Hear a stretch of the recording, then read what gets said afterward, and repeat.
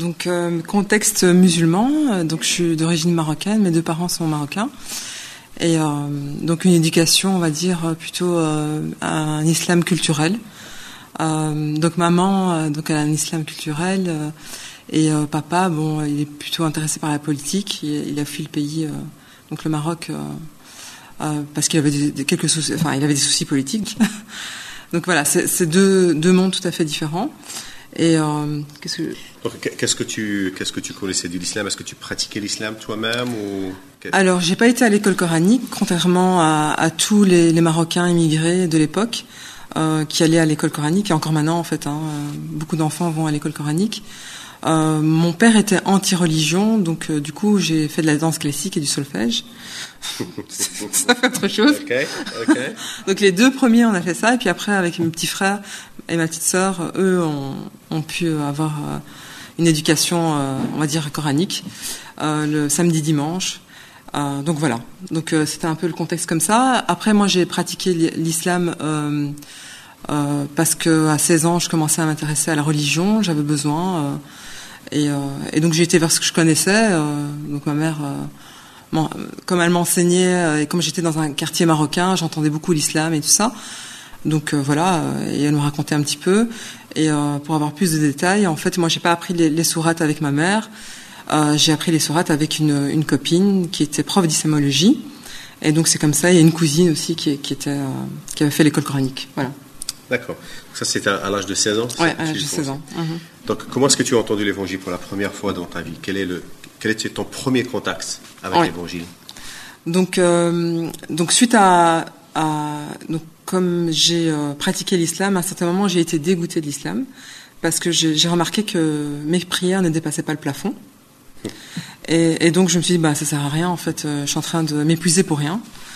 J'étais dans une situation très difficile à la maison, donc j'ai été vers Dieu dans cet élan-là, quoi, en fait. Et la question c'était comment c'était le premier contact? Le premier contact, en fait, c'est avec mon mari, qui était mon meilleur ami. Donc on était au lycée ensemble, et quand on a quitté le lycée, on a gardé contact. Et il me voyait très très mal parce que j'ai dû fuir la maison parce qu'il y avait des grosses violences, enfin il y avait des énormes violences à la maison. Donc pour ma sécurité, c'était beaucoup mieux que je partais. Mais bon, c'était un grand souci à la famille, à la maison, parce qu'une fille ne pouvait pas partir de la maison parce que c'était un déshonneur. Et surtout à l'époque, à mon époque, toutes les filles marocaines sortaient de la maison mariées. Donc il n'y avait pas d'autres possibilités. Même les études, les études supérieures ou l'université, c'était un peu plus difficile en tout cas. Et donc donc mon mari voyait que j'étais vraiment très mal. Moi, quand j'ai quitté mes parents, je pensais que ça allait être bien toute seule dans un appartement et tout ça. Et je me suis rendu compte que le monde était pas beau et joli. Je pensais vraiment que mes parents, c'était eux la source du problème. Mais en réalité, le monde n'était pas bon. Et qui est mon mari maintenant. Lui m'a parlé de Jésus. Mais à ce moment-là, en fait, j'avais rejeté l'islam, mais loin de là l'idée de me dire, voilà, je me dis, il n'y a pas Dieu, quoi. En moi, il y a un Dieu et je sais qu'il existe et tout ça, mais je sais pas comment le verbaliser et je sais pas qui il était. Donc du coup, lui m'a parlé de Jésus et il m'a dit, si tu veux, je peux venir prier avec un pasteur. Et puis je lui ai dit, non, surtout pas ça. Écoute, moi je suis musulmane, moi je crois au prophète Mohammed. Jusqu'ici, je m'en foutais un petit peu du prophète Mohammed, mais là, quand il m'a parlé de Jésus, c'était contre-attaque. C'était ma défense, quoi. Et donc voilà. Et puis bon, il a quand même réinsisté une deuxième fois, et il a vu que ça n'allait pas. J'ai dit, oula, pas de pasteur et tout ça. Non, moi je veux pas. Moi je trouve que c'est carrément des chamans et tout. Non, c'est pas pour moi tout ça. Et donc il m'invite chez lui à la maison. Et il me dit, tu vas voir, c'est comme chez les Marocains. Parce que j'ai vraiment grandi, même si j'étais en Belgique, j'ai grandi vraiment dans une culture marocaine, dans un quartier marocain. Et donc, je connaissais pas d'autres cultures. J'étais dans mon ghetto marocain. Et donc, j'arrive chez ma belle-mère, qui n'était pas ma belle-mère à ce moment-là. Et donc, je vois, il y a plein de plats, ça parle fort. Et sa maman. mains, oui, c'est ça. Oui, les mains et tout ça. Et moi, je me sentais en confiance. Je me sentais en confiance. Seulement, devant moi, j'avais une dame comme Jean-Baptiste. Et je n'ai pas soupçonné ça. Et donc, elle me dit, tu veux manger du poulet? Je lui dis, ah non, je mange pas de poulet, c'est pas halal. Elle me dit, mais c'est quoi ça, pas halal et tout ça? Je dis, non, c'est pas licite, j'ai pas le droit, c'est pas selon les rites, la viande n'est pas sacrifiée selon les rites musulmans. Et donc, j'ai pas le droit. Elle me dit, mais tu sais, ce que tu me dis là, ça va pas, parce que, en fait, tu sais que le Seigneur Jésus a dit, ce qui rentre dans la bouche, c'est pas ça qui saoule. L'homme, je dis, ah, pardon. Et puis, elle commence à enchaîner, à me raconter toute sa conversion. Mais vraiment, je la voyais avec plein de joie. Elle m'a dit qu'elle avait une révélation et qu'elle a vu la fin des temps et que là, elle s'est dit, voilà, je dois vraiment chercher le Seigneur. Et elle a lu la Bible et tout ça. Et puis, elle me raconte ça pendant des heures. Et puis, à un certain moment, elle me regarde. Elle me dit, avant de t'en aller, je vais te poser une question. Et qu'est-ce que Jésus a fait pour toi dans ta vie, Mohamed a fait pour toi dans ta vie? Et là, je me dis, oula.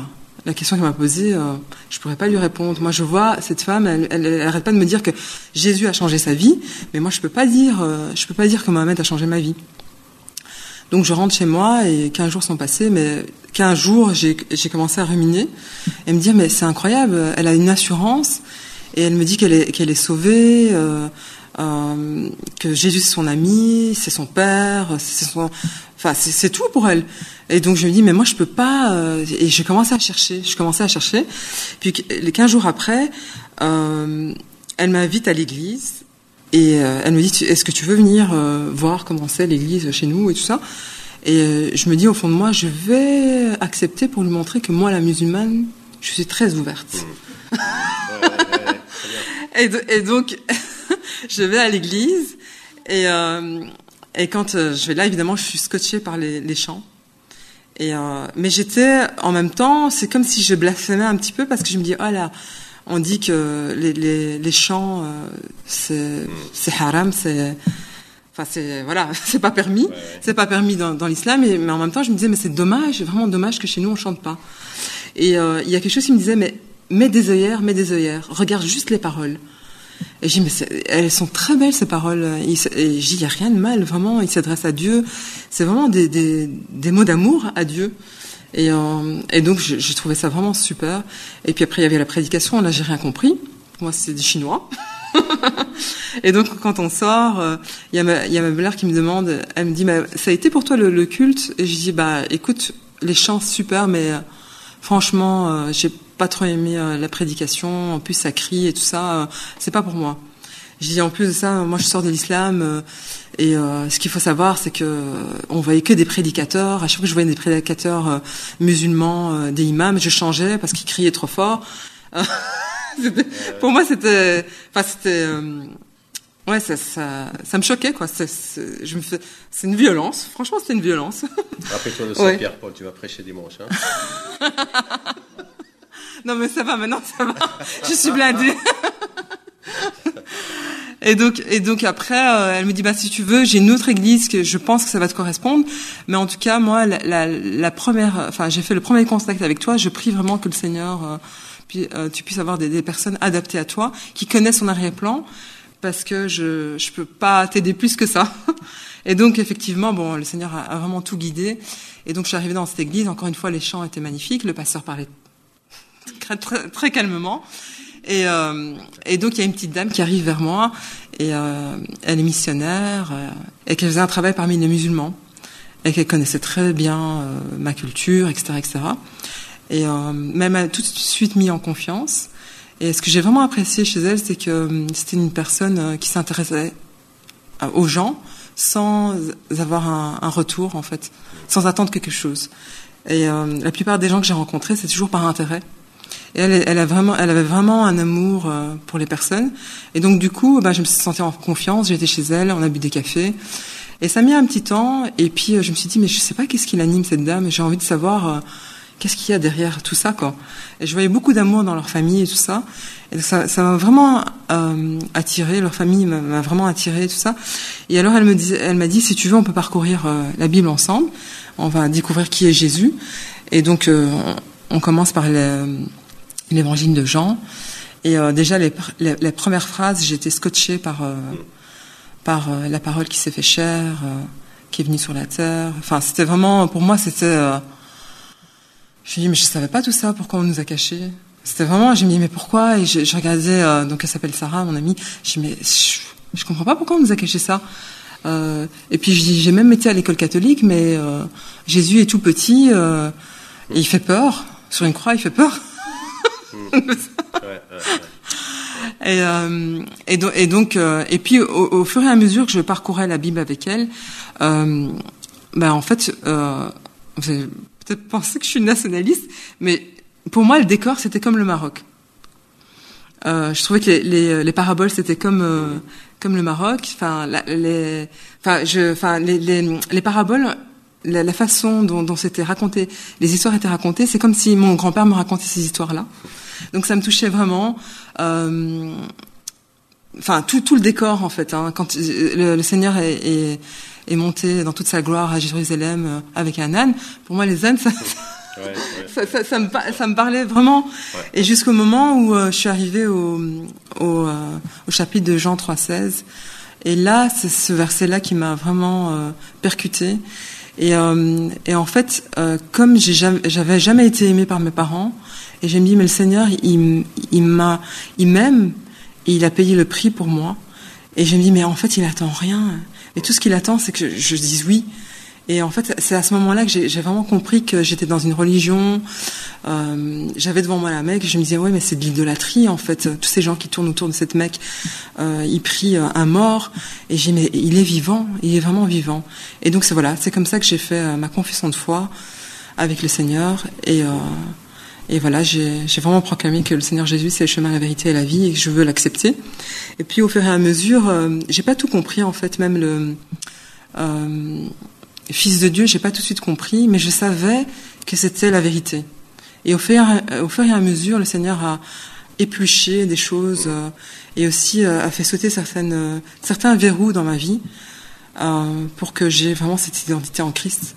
Et ça a mis du temps aussi pour que je comprenne aussi le Père, parce que quand on a eu une image de parents négatifs, c'est très très difficile pour moi de comprendre. Donc en fait, le Seigneur a été très patient avec moi. Il a gagné ma confiance et une relation comme ça, voilà.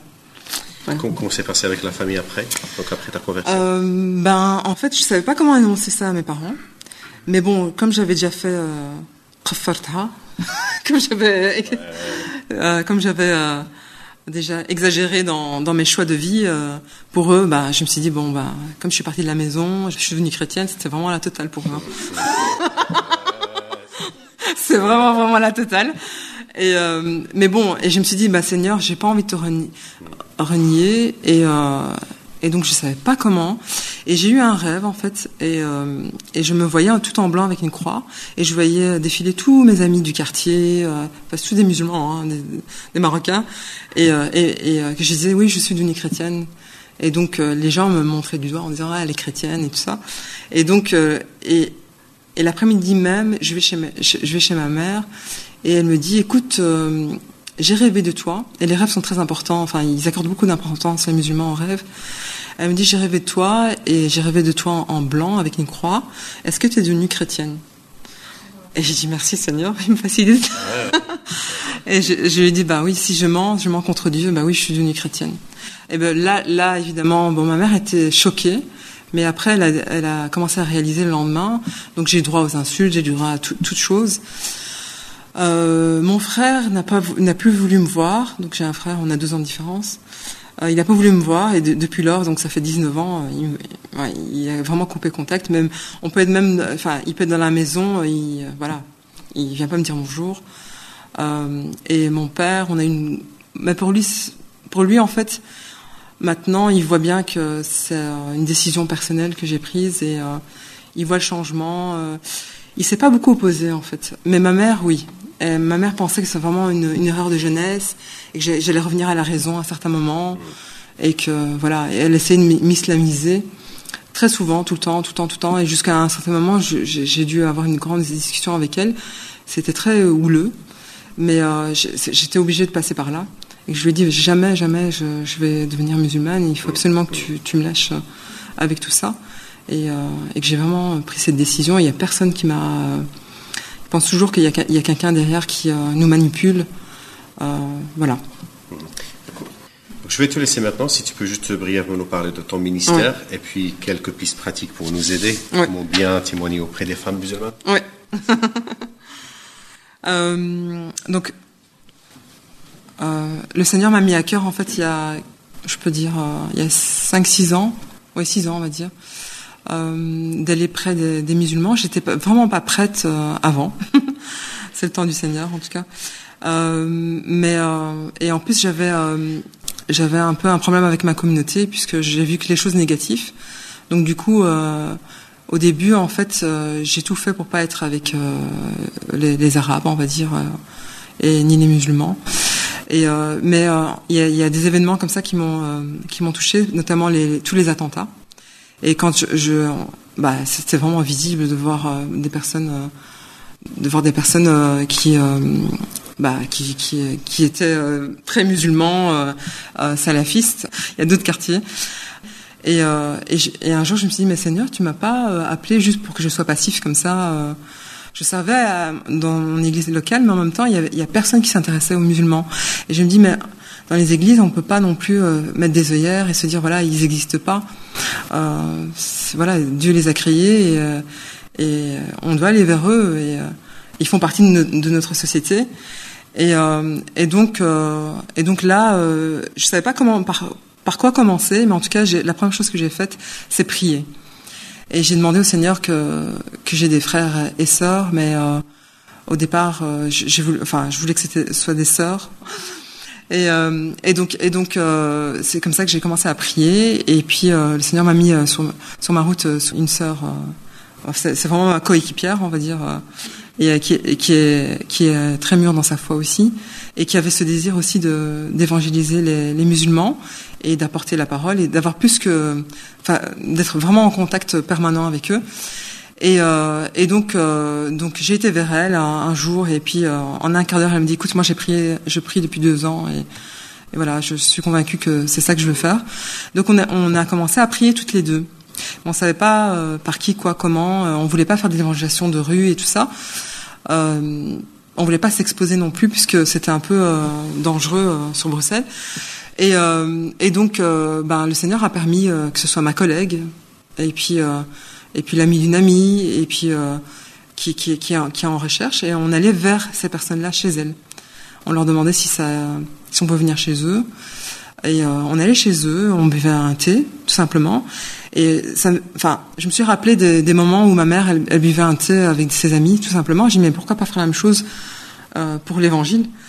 Et donc voilà, on allait chez elle et tout ça. Et alors, du coup, on leur demandait on se sondait un petit peu pour savoir si elles étaient intéressées par l'évangile.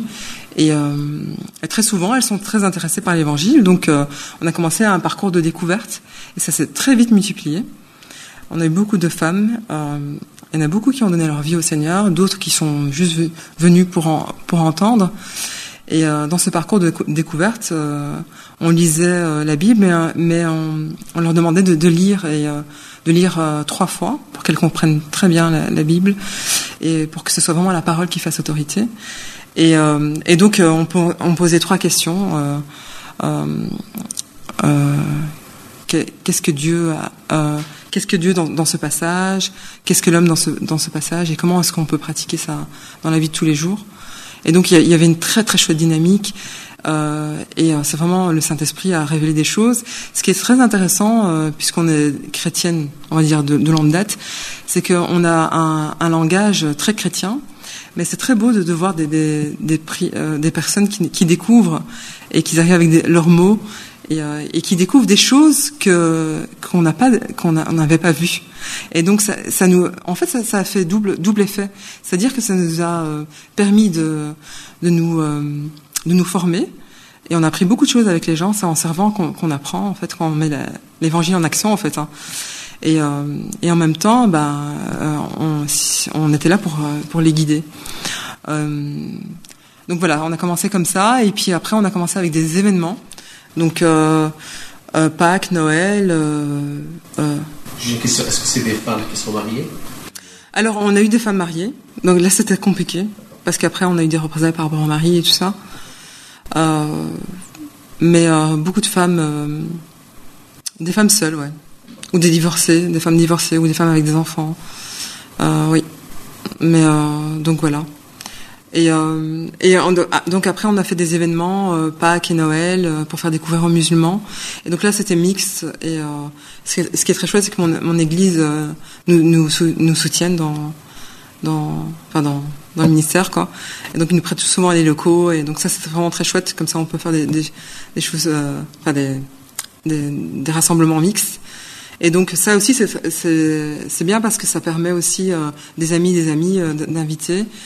Alors bon, c'est vrai qu'on est axé sur les musulmans, mais il y a des non-musulmans qui viennent et voilà. Tout le monde est le bienvenu évidemment. Et donc les gens sont très étonnés aussi de savoir la réelle signification de Noël et de Pâques.